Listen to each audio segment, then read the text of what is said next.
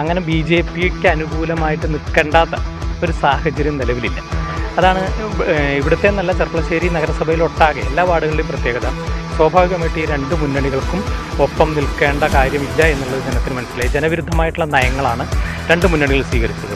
ഈ quarry crusher മാഫിയകൾക്ക് രണ്ട് ഭരണസമിതികളും യഥേഷ്ടം സഹായങ്ങൾ ചെയ്തു എന്നുള്ളത് ഈ നാട്ടിലെ ജനങ്ങൾക്കറിയാം. അതിന് കേന്ദ്ര സർക്കാർ പദ്ധതികൾ നടപ്പിലാവുമ്പോൾ അതിൻ്റെ പേര് മാറ്റി അതല്ലെങ്കിൽ അതിനെ സ്വന്തം പേരിലാക്കി മേനി നടിക്കുന്ന ഒരു തരത്തിലുള്ള പ്രചരണമാണ് ഇടതുപക്ഷത്തിൻ്റെ ഭാഗത്ത് നടത്തുന്നത്.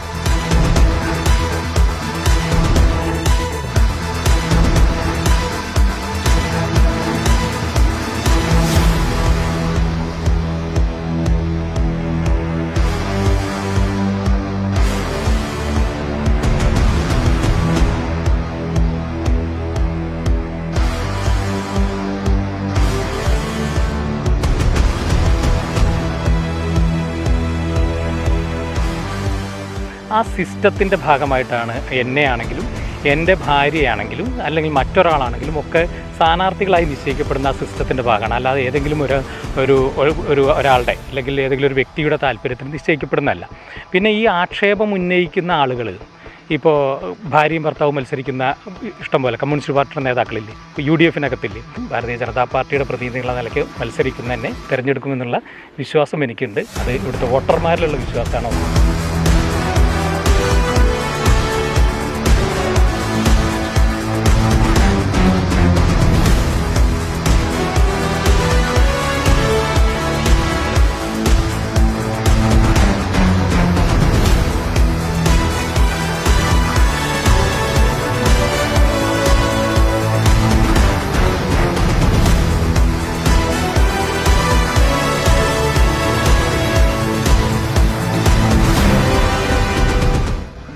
നമസ്കാരം. സ്ഥാനാർത്ഥിയോടൊപ്പം ഇന്നുള്ളത് ചെർപ്പശ്ശേരി നഗരസഭയിൽ തന്നെയാണ് ഉള്ളത്. ചെർപ്പശ്ശേരി നഗരസഭയിലെ 33-ാം വാർഡ് നാലാലുംകുന്നിലാണ് എന്നുള്ളത്.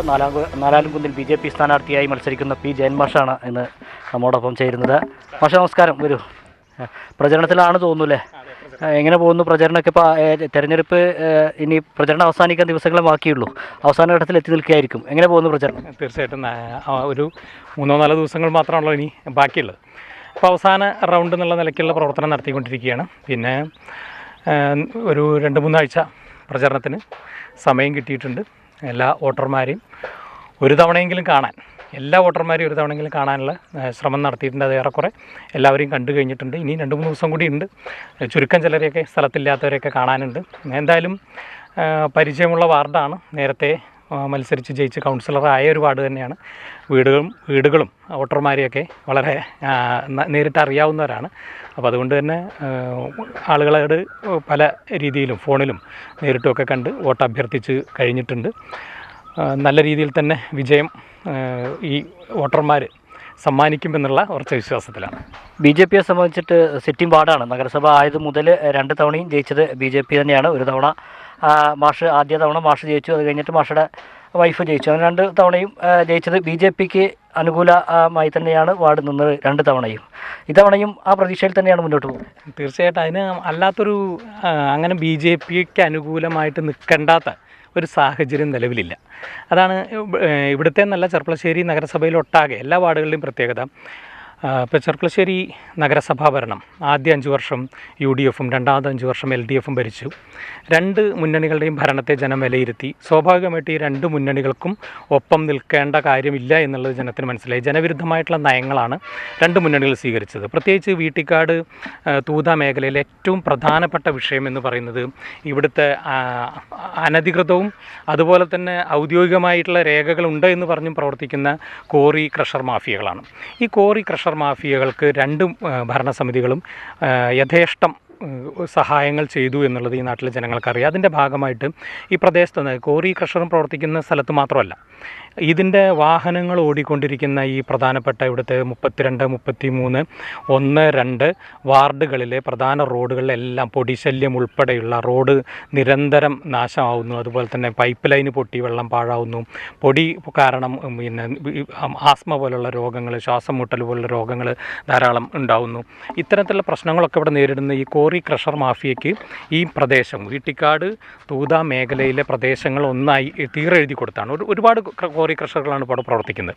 അപ്പോൾ ഇതൊക്കെ ഈ പ്രദേശത്തെ ജനങ്ങൾ വിലയിരുത്തുന്നത് LDF ആണെങ്കിലും UDF ആണെങ്കിലും ഇത്തരത്തിലുള്ള വൻകിട മാഫിയകൾക്ക് കുടപിടിക്കുന്നവരാണ്. അതുകൊണ്ട് അവർക്കെതിരെയുള്ളൊരു ജനരോഷമുണ്ട്. അതുപോലെ തന്നെ കേന്ദ്ര സർക്കാർ പദ്ധതികൾ നടപ്പിലാവുമ്പോൾ അതിൻ്റെ പേര് മാറ്റി അതല്ലെങ്കിൽ അതിനെ സ്വന്തം പേരിലാക്കി മേനി നടിക്കുന്ന ഒരു തരത്തിലുള്ള പ്രചരണമാണ് ഇടതുപക്ഷത്തിൻ്റെ ഭാഗത്ത് നിന്ന് നടത്തുന്നത്. ഇപ്പോൾ തൊട്ട് മുമ്പേ നിങ്ങൾ വരുന്നതിന് തൊട്ട് മുമ്പ് അവിടെ ഒരു പ്രചരണ വാഹനം കടന്നുപോയി LDFൻ്റെ.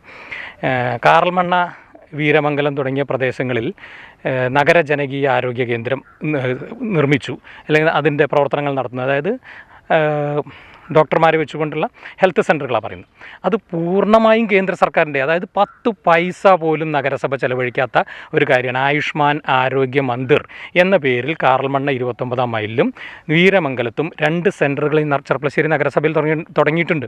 ആ 2 നഗരസഭയിൽ തുടങ്ങിയ 2 സെൻറ്ററുകളും ചെർപ്പളശ്ശേരി നഗരസഭാ ഭരണസമിതി സ്വന്തം പേരിലാക്കി മേനി നടിക്കുകയാണ്. അതിൽ യാതൊരു റോളും നഗരസഭയ്ക്കില്ല.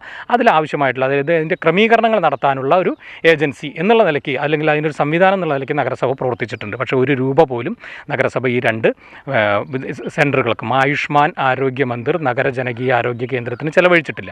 അങ്ങനെ ചെറുതും വലുതുമായി നോക്കിയാൽ കേന്ദ്ര സർക്കാർ പദ്ധതികളെ സ്വന്തം പേരിലാക്കി. അതേപോലെ ജൽജീവൻ മിഷൻ്റെ നേതൃത്വത്തിൽ കുടിവെള്ള പദ്ധതി, ഇപ്പോൾ പേര് സമഗ്ര കുടിവെള്ള പദ്ധതി എന്നാണ്. ജൽജീവൻ മിഷൻ്റെ പേരിലുള്ള കുടിവെള്ള പദ്ധതിയാണ്. അതിൻ്റെയൊക്കെ പേരിൽ റീൽസൊക്കെ ഉണ്ടാക്കിയിട്ട് വിലസുകയാണ് ഈ കേന്ദ്രത്തിൻ്റെ പദ്ധതിയുടെ ഇത് അടിച്ചു മാറ്റാൻ വേണ്ടിയിട്ട്. അതേപോലെ അമൃത് പദ്ധതിയിലാണ്, അതിൽ ചെർപ്പളശ്ശേരി നഗരസഭയ്ക്കുള്ള ഫണ്ട് പാസ്സാക്കിയിട്ടുള്ളത് അമൃത് പദ്ധതിയിലാണ്. അപ്പോൾ അമൃതും കേന്ദ്ര പദ്ധതിയാണ്, ജൽജീവനും കേന്ദ്ര പദ്ധതിയാണ്. സമഗ്ര കുടിവെള്ള പദ്ധതി ചെർപ്പളശ്ശേരി സമഗ്ര കുടിവെള്ള പദ്ധതി എന്ന് പേര് മാറ്റിക്കൊണ്ട് അതിൻ്റെ ക്രെഡിറ്റ് അടിച്ചെടുക്കാൻ ശ്രമിക്കണം. അങ്ങനെ ഇവിടെ നടന്നിട്ടുള്ള പ്രവർത്തനങ്ങളിൽ 90% കേന്ദ്ര സർക്കാരിൻ്റെ ഫണ്ട് ഉപയോഗിച്ചിട്ടാണ്.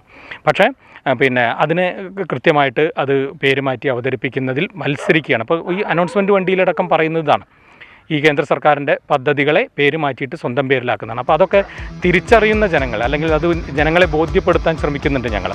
അപ്പോൾ അതൊക്കെ തിരിച്ചറിയുന്ന ജനങ്ങൾ തീർച്ചയായിട്ടും ഈ നുണപ്രചരണത്തിനെതിരായിട്ട് വിധി എഴുതും.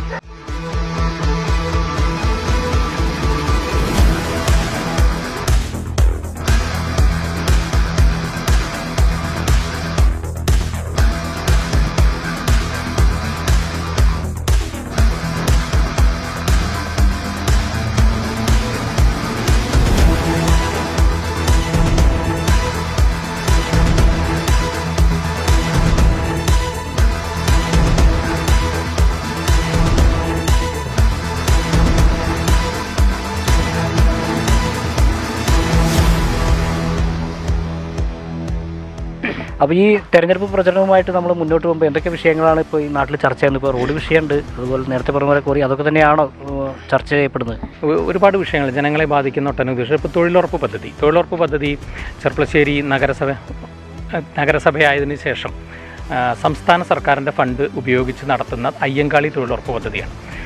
ഗ്രാമപഞ്ചായത്തുകൾ മാത്രമാണ് മഹാത്മാഗാന്ധി ദേശീയ ഗ്രാമീണ തൊഴിലുറപ്പ് പദ്ധതി എന്ന പേരിൽ കേന്ദ്ര സർക്കാരിൻ്റെ ഫണ്ട് ഉപയോഗിച്ചിട്ടുള്ള തൊഴിലുറപ്പ് പദ്ധതി നടക്കുന്നത്. ഇപ്പോൾ ചെർപ്പളശ്ശേരി നഗരസഭയിൽ കഴിഞ്ഞ 5 വർഷക്കാലത്തോളമായിട്ട് സംസ്ഥാന സർക്കാരിൻ്റെ ഫണ്ട് അനുവദിച്ചുകൊണ്ടുള്ള തൊഴിലുറപ്പ് പദ്ധതിയുടെ പ്രവർത്തനങ്ങൾ വളരെ തുച്ഛം ദിവസങ്ങൾ മാത്രമാണ് ആളുകൾക്ക് പണി ലഭിക്കുന്നത്. ഇപ്പോൾ ഒരു വർഷം ഏകദേശം ഈ 15-20 ദിവസം മാത്രമാണ് ആളുകൾക്ക് തൊഴിൽ ലഭിക്കുന്നത്. ഈ തൊഴിൽ ലഭിക്കാത്തതിൻ്റെ കാരണം സംസ്ഥാന സർക്കാർ ഫണ്ട് അനുവദിക്കാത്തതാണ്. കേന്ദ്ര ഗവൺമെൻറ്റിന് യാതൊരു റോളും അതിലില്ല. പക്ഷേ ഇപ്പോഴും ഇടതുപക്ഷത്തിൻ്റെ കൗൺസിലർമാരൊക്കെ ഗ്രാമപ്രദേശങ്ങളിലൊക്കെ പ്രചരിപ്പിക്കുന്നത് ഇത് കേന്ദ്ര സർക്കാർ ഫണ്ട് തരാത്തതുകൊണ്ടാണ് തൊഴിലുറപ്പ് പണി ഇല്ലാത്തതാണ്. പക്ഷേ നഗരസഭയിലെ തൊഴിലുറപ്പുമായി ബന്ധപ്പെട്ട് കേന്ദ്ര സർക്കാരിൻ്റെ ഒരു റോളും ഇല്ല. അത് സംസ്ഥാന സർക്കാരിൻ്റെയും നഗരസഭയുടെയും ഉത്തരവാദിത്തമാണ്. അപ്പോൾ അത് കൂടുതൽ 100 തൊഴിൽ ദിനങ്ങൾ തൊഴിലാളികൾക്ക് ഉറപ്പുവരുത്തുന്നതിന് വേണ്ടിയിട്ടുള്ള നടപടികൾ സംസ്ഥാന സർക്കാർ നഗരസഭയിൽ സ്വീകരിക്കണം. അത് കൃത്യമായിട്ട് നഗരസഭയിൽ ഒരു കൗൺസിലർ എന്നുള്ള നിലയിൽ അത് നഗരസഭയിൽ അത് ഉയർത്തിപ്പിടിക്കാനും അതുപോലെ തന്നെ അതിൻ്റെ കാര്യങ്ങൾക്ക് വേണ്ടി കൂടുതൽ തൊഴിൽ ദിനങ്ങൾ തൊഴിലാളികൾക്ക് ലഭിക്കാനും വേണ്ടിയിട്ടുള്ള കാര്യങ്ങൾക്ക് വേണ്ടിയിട്ട് പ്രവർത്തിക്കുമെന്നുള്ളതാണ് സൂചിപ്പിക്കാനുള്ളത്. പിന്നെ 33-ാം വാർഡിനെ സംബന്ധിച്ച് മറ്റ് ഭരിക്കുന്ന കക്ഷികൾ, അതായത് ഇപ്പോൾ 33 വാർഡിലും വികസനം നടത്തി, തുല്യമായ വികസനം 33 വാർഡുകളിലും നടത്തിയെന്ന് ചെയർമാൻ അവകാശപ്പെടുന്നുണ്ട്. പക്ഷേ ആ ചെയർമാൻ്റെ പാർട്ടിയിൽപ്പെട്ട ആളുകൾ തന്നെ പ്രചരിപ്പിക്കുന്നത് ചില വാർഡുകളിൽ, പ്രത്യേകിച്ച് 26-ാം വാർഡ്, 33-ാം വാർഡ്, BJP ഭരിക്കുന്ന വാർഡുകൾ, അതുപോലെ മറ്റ് ചില പ്രതിപക്ഷ വാർഡുകളിലൊക്കെ വികസന മുരടിപ്പാന്നും പറഞ്ഞിട്ടാണ് ഇവർ പ്രചരണം നടത്തുന്നത്. ഇത് വളരെ ഘടകവിരുദ്ധമായ കാര്യങ്ങളാണ്. അതായത് പാർട്ടി പറയുന്നു വികസന മുരടിപ്പാണ്, ചെയർമാൻ പറയുന്നു 33 വാർഡിലും തുല്യമായ രീതിയിൽ വികസനം നടത്തേണ്ട, ഒരു വിവേചനമില്ലാത്ത വികസനം നടത്തിയിരുന്നത്. അപ്പോൾ ഈ ഒരു കാര്യം ജനങ്ങൾ ചർച്ച ചെയ്യുന്നുണ്ട്. അപ്പോൾ 33 വാർഡുകളിലും, എൻ്റെ അഭിപ്രായത്തിൽ 33 വാർഡുകളിലും തുല്യമായ രീതിയിലുള്ള വികസനം നടന്നത്. അത് പോരാ.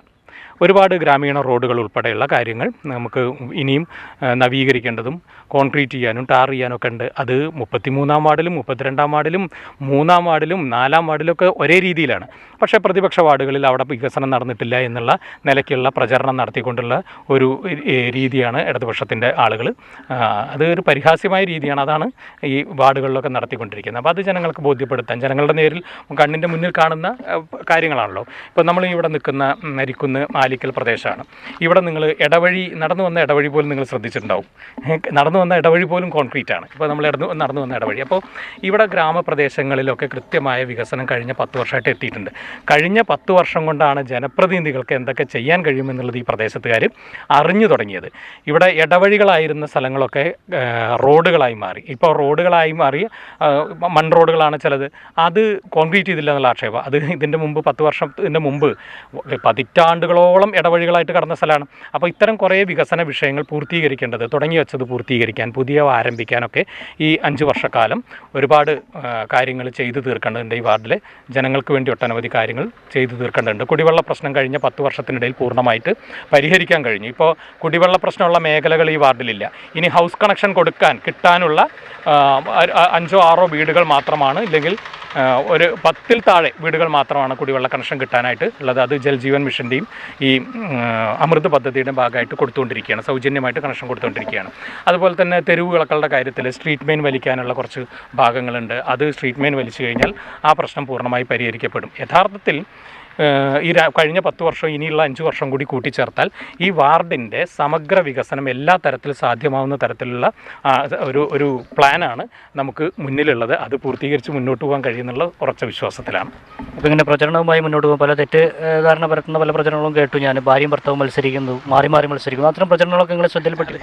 ഇത് ഒരു ഭാരതീയ ജനതാ പാർട്ടിയെ പോലുള്ളൊരു പ്രസ്ഥാനത്തിൻ്റെ ഒരു ദേശീയ പ്രസ്ഥാനം, രാജ്യം ഭരിക്കുന്ന ഒരു പാർട്ടി, ആ പാർട്ടിക്കൊക്കെ സ്ഥാനാർത്ഥി നിർണ്ണയവുമായി ബന്ധപ്പെട്ടിട്ട് ഒരുപാട് സിസ്റ്റമുണ്ട്. ആ സിസ്റ്റത്തിൻ്റെ ഭാഗമായിട്ടാണ് എന്നെയാണെങ്കിലും എൻ്റെ ഭാര്യയാണെങ്കിലും അല്ലെങ്കിൽ മറ്റൊരാളാണെങ്കിലും ഒക്കെ സ്ഥാനാർത്ഥികളായി നിശ്ചയിക്കപ്പെടുന്ന ആ സിസ്റ്റത്തിൻ്റെ ഭാഗമാണ്. അല്ലാതെ ഏതെങ്കിലും ഒരാളുടെ അല്ലെങ്കിൽ ഏതെങ്കിലും ഒരു വ്യക്തിയുടെ താല്പര്യത്തിന് നിശ്ചയിക്കപ്പെടുന്നതല്ല. പിന്നെ ഈ ആക്ഷേപം ഉന്നയിക്കുന്ന ആളുകൾ, ഇപ്പോൾ ഭാര്യയും ഭർത്താവും മത്സരിക്കുന്ന ഇഷ്ടംപോലെ കമ്മ്യൂണിസ്റ്റ് പാർട്ടിയുടെ നേതാക്കളില്ലേ, UDF-നകത്തില്ലേ. ഇപ്പോൾ കഴിഞ്ഞ 12-ാം വാർഡോ 13-ാം വാർഡോ, കൃത്യമായിട്ട് ഞാൻ വാർഡ് ഓർക്കുന്നില്ല, 12ഓ 13ഉം സമീജിൻ്റെ ഭാര്യയാണല്ലോ അവിടെ മത്സരിച്ചിരുന്നത്. VP സമീജിൻ്റെ ഭാര്യയാണ് മത്സരിച്ചത്. തൊട്ടടുത്ത തെരഞ്ഞെടുപ്പിന് VP സമീജാണ് മത്സരിച്ച് കൗൺസിലറായത്. അപ്പോൾ ഇതൊക്കെ CPM-ൻ്റെ ആളുകളൊക്കെ ഉന്നം വയ്ക്കുന്നത് അവരവരുടെ പാർട്ടിക്ക്, സ്വന്തം പാർട്ടിക്കുള്ളിലുള്ള ആൾക്കാരാണ്. അത് VP സമീജിൻ്റെ ഭാര്യ ഒരു തവണ മത്സരിച്ചു തോറ്റു, അടുത്ത തവണ VP സമീജ് മത്സരിച്ച് ജയിച്ചു. ഇതൊക്കെ കമ്മ്യൂണിസ്റ്റ് പാർട്ടിയിൽ നടക്കുമ്പോൾ അതൊക്കെ ആഹാ എന്നും BJP-ക്ക് നടക്കുമ്പോൾ ഓഹോ എന്നും പറയുന്ന രീതി, അത് കമ്മ്യൂണിസ്റ്റ് പാർട്ടിക്കാർക്ക് അതൊക്കെ കഴിയും. അവരവർക്ക് എന്തു ആവാം എന്നുള്ള നിലയ്ക്ക് പറയണം. അല്ലാണ്ട് BJP-യെ സംബന്ധിച്ച് സ്ഥാനാർത്ഥി നിർണ്ണയം നടത്തുന്നത് കൃത്യമായിട്ടുള്ളൊരു സംഘടനാ സംവിധാനമാണ്. ആ സംഘടനാ സംവിധാനം ജയസാധ്യതകൾ കണക്കിലെടുത്തുകൊണ്ട് ആളുകളെ ഓരോ സമയത്തും നിശ്ചയിക്കേണ്ടവരെ നിശ്ചയിക്കുന്നു. അതാണ് അതിനെ സംബന്ധിച്ച് പറയാനുള്ളത്. അത്തരം ആക്ഷേപങ്ങളൊന്നും ജനങ്ങൾ ഏറ്റെടുക്കില്ല. കാരണം ജനങ്ങൾക്കറിയാം, ജനങ്ങൾക്കൊപ്പം നിന്ന് പ്രവർത്തിക്കുന്ന ആളുകളെ ജനങ്ങൾക്കറിയാം. ഇത്തരം വ്യക്തിപരമായിട്ടുള്ള ആക്ഷേപങ്ങളോ മറ്റു കാര്യങ്ങളോ ഒന്നും ജനം സ്വീകരിക്കില്ല എന്നുള്ള ഉറച്ച വിശ്വാസം ഞങ്ങൾക്കുണ്ട്. ഈ വാർഡിലെ കാര്യം മാത്രമല്ല, നഗരസഭയിൽ BJP-യുടെ പ്രവർത്തനങ്ങൾക്ക്, ചെർപ്പശ്ശേരിയിൽ BJP-യുടെ പ്രവർത്തനങ്ങൾക്ക് നേതൃത്വം നൽകുന്ന ആൾ കൂടിയാണ് താങ്കൾ. അതുകൊണ്ട് തന്നെ BJP-യുടെ ഒരു നില ഇത്തവണ തെരഞ്ഞെടുപ്പിൽ എങ്ങനെയായിരിക്കും, ശക്തി വർദ്ധിപ്പിക്കാൻ കഴിയുമെന്ന് തന്നെയാണ്? തീർച്ചയായിട്ടും BJP-യെ സംബന്ധിച്ച് നരേന്ദ്രമോദി സർക്കാർ അധികാരത്തിൽ വന്നതിന് ശേഷം കേരളത്തിൽ ഉൾപ്പെടെ വലിയ മാറ്റം ജനങ്ങൾക്കിടയിൽ വന്നിട്ടുണ്ട്. കേന്ദ്ര സർക്കാരിൻ്റെ നിരവധി ആനുകൂല്യങ്ങൾ നേരിട്ട് ലഭിക്കുന്ന ആളുകളുണ്ട്. കിസാൻ സമ്മാൻ നിധി, അതുപോലെ തന്നെ പ്രധാനമന്ത്രി ജൻധൻ യോജന, സുകന്യ സമൃദ്ധി യോജന, പ്രധാനമന്ത്രി ആവാസ് യോജന, അങ്ങനെ കേന്ദ്ര സർക്കാരിൻ്റെ എണ്ണിയാലൊടുങ്ങാത്ത പദ്ധതികളുടെ ഗുണഭോക്താക്കളായിട്ടുള്ള കേരളത്തിലെ ജനത മോദി സർക്കാരിന് അനുകൂലമായിട്ട് വോട്ട് ചെയ്യാൻ തുടങ്ങിയിട്ടുണ്ട്. കഴിഞ്ഞ കാലങ്ങളിൽ റിസൾട്ട് എടുത്ത് പരിശോധിച്ചാൽ അറിയാം. തൃശ്ശൂർ MP ആയിട്ട് സുരേഷ് ഗോപി വന്നു. ആറ്റിങ്ങിലും തിരുവനന്തപുരത്തും വെറും 15,000 വോട്ടുകൾക്കാണ് BJP-യുടെ പ്രതിനിധികൾ തോറ്റുപോയത്. അപ്പോൾ തീർച്ചയായിട്ടും ഗ്രാമപ്രദേശങ്ങളിൽ എന്തായാലും അതിൻ്റെ പ്രതിഫലനമുണ്ട്. അതിൻ്റെ ഭാഗമായിട്ടുള്ള വലിയ മാറ്റം ഗ്രാമപ്രദേശങ്ങളിലും വാർഡുകളിലുമുണ്ട്. അതുപോലെ ജനസമ്മതിയുള്ള നേതാക്കൾ മത്സരിക്കുമ്പോൾ തീർച്ചയായിട്ടും ഈ തെരഞ്ഞെടുപ്പിലും 7-ൽ കുറയാത്ത കൗൺസിലർമാർ ഭാരതീയ ജനതാ പാർട്ടിക്ക് ചെർപ്പളശ്ശേരി നഗരസഭയിലുണ്ടാവും. 31 വാർഡിൽ പാർട്ടിയുടെ സ്ഥാനാർത്ഥികൾ മത്സരിക്കുന്നുണ്ട്. അതിൽ 7 പേരിൽ കുറയാത്ത ആളുകൾ കൗൺസിലർമാരായിട്ട് 13-ാം തീയതി വിജയിച്ച് ചെർപ്പളശ്ശേരി നഗരസഭാ കൗൺസിലർമാരായിട്ട് വരുമെന്നുള്ള ഉറച്ച വിശ്വാസം ഞങ്ങൾക്കുണ്ട്. അതിനനുസരിച്ചുള്ള പ്രതികരണങ്ങളാണ് ഫീൽഡിൽ നിന്ന് ലഭിക്കുന്നത്. തീർച്ചയായിട്ടും ആ ഒരു മാറ്റം ഒരു 7 കൗൺസിലർമാരുള്ള പാർട്ടിയായിട്ട് BJP ഈ തെരഞ്ഞെടുപ്പിന് ശേഷം മാറുമെന്നാണ് കരുതുന്നത്. ഈ ബാക്കി ഒരു 2 വാർഡ് മത്സരിക്കുന്നില്ല, അവിടുത്തെ വോട്ട് എങ്ങോട്ട് ചെയ്യുന്നുള്ളൊരു ചോദ്യമൊക്കെ ചിലരൊന്ന് വരുന്നു. അവിടുത്തെ സംബന്ധിച്ച് അവിടെ പിന്നെ BJPയുടെ മുൻകാല വോട്ടുകൾ എടുത്ത് പരിശോധിച്ചാൽ അത് നിങ്ങൾക്ക് അറിയാവുന്നതാണ്. അവിടെ BJP സംബന്ധിച്ച സംഘടനാപരമായി വളരെ ദുർബലമായിട്ടുള്ള 2 വാർഡുകളാണ്. വളരെ ദുർബലമാണ്. 4-5 വോട്ടുകൾ മാത്രമുള്ള പ്രദേശമാണ്. നമുക്ക് അവിടെ ആ പ്രദേശത്ത് അവിടുത്തെ പ്രാദേശികമായിട്ടുള്ള സാഹചര്യങ്ങളാൽ പ്രവർത്തനം സജീവമായിട്ട് മുന്നോട്ട് കൊണ്ടുപോകാൻ കഴിയാത്ത ചില ഘടകങ്ങളുണ്ട്. അതുകൊണ്ട് അത്തരം വാർഡുകൾ, ഈ മത്സരിക്കാത്ത 2 വാർഡുകളെ സംബന്ധിച്ചും BJPയുടെ വോട്ടുകളുടെ ഒഴുക്കിനെ സംബന്ധിച്ച് ആരും ചർച്ച ചെയ്യേണ്ടതില്ല. 4-5 വോട്ടുകൾ മാത്രമാണ് BJPയെ സംബന്ധിച്ച് ആ വാർഡുകളിലുള്ളത്. വളരെ പിന്നെ സംഘടനാപരമായി അവിടെ പ്രവർത്തനം വളരെ കുറഞ്ഞ 2 മേഖലകളാണ് അത് ഉള്ളത്. അപ്പോൾ അതുകൊണ്ട് അവിടുത്തെ വോട്ടിനെ സംബന്ധിച്ച് വലിയ ചർച്ച നടത്തേണ്ടതില്ല എന്നാണ് എനിക്ക് പറയാനുള്ളത്. ഇവിടെ ആത്മവിശ്വാസത്തിൽ തന്നെയാണ്. എതിർ സ്ഥാനാർത്ഥി നമുക്കറിയാം, യുവ നേതാവ് തന്നെയാണ്. നിങ്ങൾ ഉത്സവ കമ്മിറ്റിയിലൊക്കെ ഒരുമിച്ച് പ്രവർത്തിച്ചിരുന്ന ആൾ തന്നെയാണ്. എങ്ങനെ പോകുന്നു അദ്ദേഹത്തെ പറ്റി? രാഷ്ട്രീയ രംഗത്ത് എതിർചേരികൾ നിൽക്കുന്നു. മറ്റെല്ലാ പൊതുപ്രവർത്തന രംഗത്ത് ജനങ്ങൾക്ക് വേണ്ടി പ്രവർത്തിക്കുന്ന നിരവധിയായിട്ടുള്ള കാര്യങ്ങളിൽ ഞങ്ങൾ ഒരുമിച്ച് പ്രവർത്തിക്കുന്ന ആളുകൾ തന്നെയാണ്. രാഷ്ട്രീയ രംഗത്ത് എതിർചേരിയിൽ നിൽക്കുന്നു. ശക്തമായിട്ടുള്ള മത്സരം നടക്കുന്നു. തീർച്ചയായിട്ടും ജനങ്ങൾ എന്നെ തിരഞ്ഞെടുക്കുമെന്നുള്ളൊരു വിശ്വാസം എനിക്കുണ്ട്. പിന്നെ പൊതുരംഗത്ത് ഒരുമിച്ച് പ്രവർത്തിക്കുന്ന ആ സൗഹൃദങ്ങളും മറ്റു ബന്ധങ്ങളൊക്കെ അതേപടി നിലനിർത്തിക്കൊണ്ട് തന്നെ ഇനിയും മുന്നോട്ട് പോകും. പക്ഷേ ഈ തെരഞ്ഞെടുപ്പ് എന്ന് പറയുന്നത് മറ്റു പല ഘടകങ്ങൾ കൂടി ചേർന്നാണ്. അപ്പോൾ അതുകൊണ്ട് ജനങ്ങൾ അത് തീർച്ചയായിട്ടും ഭാരതീയ ജനതാ പാർട്ടിയുടെ പ്രതിനിധികളുടെ നിലയ്ക്ക് മത്സരിക്കുന്ന തന്നെ തിരഞ്ഞെടുക്കുമെന്നുള്ള വിശ്വാസം എനിക്കുണ്ട്. അത് ഇവിടുത്തെ വോട്ടർമാരിലുള്ള വിശ്വാസമാണ്. വോട്ടർമാർ ഏൽപ്പിക്കുന്ന ആ ഒരു വിശ്വാസം കാത്തു സൂക്ഷിച്ച് 5 വർഷം മുന്നോട്ട് പോകാൻ കഴിയുമെന്ന് തന്നെയാണ് പ്രതീക്ഷിക്കുന്നത്. എന്തായാലും ചെർപ്പളശ്ശേരി നഗരസഭയിലെ 33-ാം വാർഡ് നാലാലുംകുന്നിൽ മത്സരിക്കുന്ന BJP സ്ഥാനാർത്ഥി P. ജയൻ മാഷാണ് ഇപ്പോൾ നമ്മോടൊപ്പം ചേർന്നത്. പൂർണ്ണ ആത്മവിശ്വാസത്തിൽ തന്നെയാണ് അദ്ദേഹവും അണികളും പ്രചാരണവുമായി മുന്നോട്ട് പോയിക്കൊണ്ടിരിക്കുന്നത്. പ്രചരണം 2-3 ഘട്ടം കഴിഞ്ഞ് അവസാന ഘട്ടത്തിലേക്ക് കടക്കുകയാണ്. ഈ വാർഡ് നിലനിർത്താൻ കഴിയുമെന്ന ആത്മവിശ്വാസത്തിൽ തന്നെയാണ് അദ്ദേഹം പര്യടനവും പ്രചരണവും ഒക്കെ പുരോഗമിച്ചുകൊണ്ടിരിക്കുന്നത്. മാഷെ, താങ്ക് യു ചേർന്നതിന്. Thank U.